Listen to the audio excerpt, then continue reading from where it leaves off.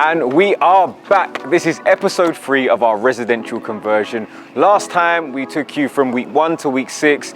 This we are now at week 12 and we're gonna see the progress. I'll be honest, I've just landed back from Dubai, so I haven't even been on site for the better part of 4 weeks. So it's gonna be a surprise to me, but hopefully it's looking good.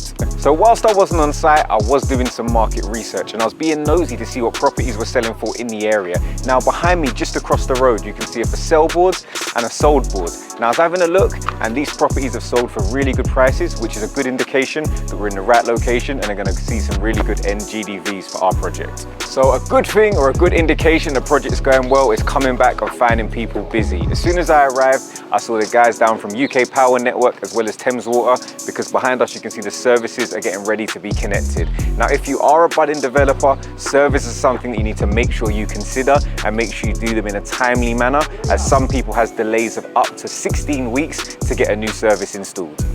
So here I'm entering the entrance to flat 1. Now last time it was the existing shell of the building. We've now completed the extension in its shell form, which means the foundations were dug.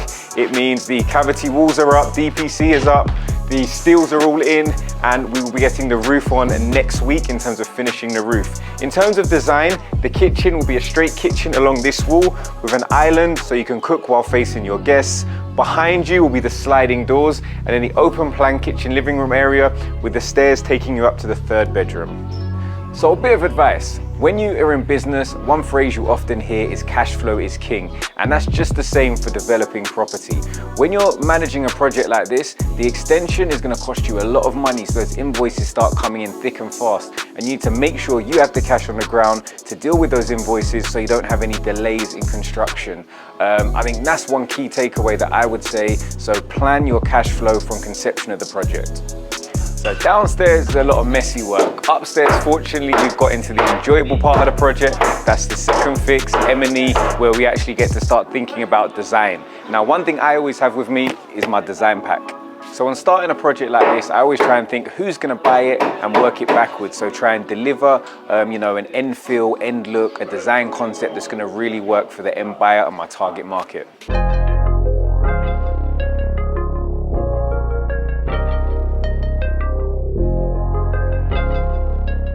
So as we come upstairs, you can see we've actually got paint on the walls. We've gone for a Farron ball color. Before I take you up, I just want to talk about changes in design. So this staircase is actually quite narrow, but it was even narrower. But we spent an additional £2,500 to make it wider. You know, it's all about curb appeal, first impressions. You want to give a buyer every reason to say, yes, yes, yes, I want to buy this property.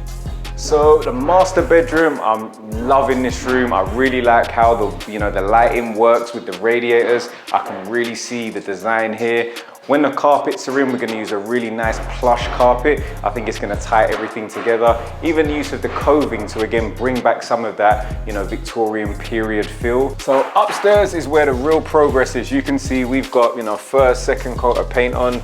We've got the floors down. We've gone for the herringbone floors from Howden's. Windows are in, the Velux windows are in, and our glass balustrade has also been installed. That was a headache. That took like 6 people. It was super heavy as it was double laminated safety glass, about 20 mil thick, but that's in now. We've got our feature wall behind the radiator. Kitchen is 80% there. They're coming next week to template. So it all sounds good, but it's always been a hit in my pocket. I think to date we've spent about 120,000, bearing in mind we're 12 weeks in, so that's almost £10,000 a week. So you can kind of gauge where the cash flow's been on this project. We're hoping to get it all in for under 200,000, and we want to be finished within the next 8 weeks. So let me talk you through the design, as this is quite an interesting upside down living space. So as you come in, you've actually got an under counter fridge freezer and wine rack just there if there wasn't the space in the kitchen. Kitchen wise, we know that we want to try and maximize those end values. So we've gone for a German kitchen and we're going to go for a quartz worktop. We've gone for the herringbone flooring. The sofa will be located underneath the Velux windows with the media area here with the niches either side. They're going to have some glass shelves with some niche lights in, again, to create that really nice bespoke finish for our end user.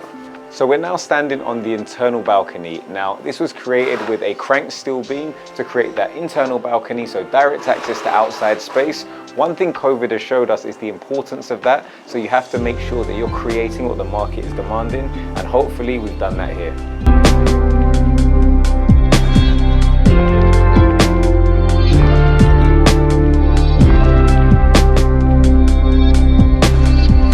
So that's a lot of problems solved, a lot of work done, 120K spent. We've probably got 8 weeks left to be completely finished. That's practical completion.